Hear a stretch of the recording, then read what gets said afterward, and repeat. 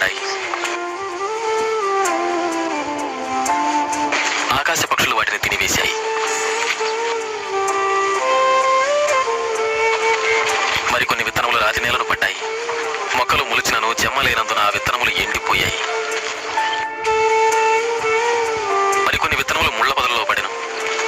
ముళ్ల పొదలు వాటితో మొలిచినందున వాటిని అణచివేశాను. ఇంకొన్ని విత్తనములు మంచి నేలను పడినవి. ఆ విత్తనములు మొలిచి పెరిగి నూరంతలుగా ఫలించెను. విత్తనము దేవుని వాక్యం. త్రోవ ప్రక్కన పడిన విత్తనములు ఎవరనగా వారు వాక్యం వింటారు, కానీ అపవాది వచ్చి వారి హృదయంలో నుంచి సందేశం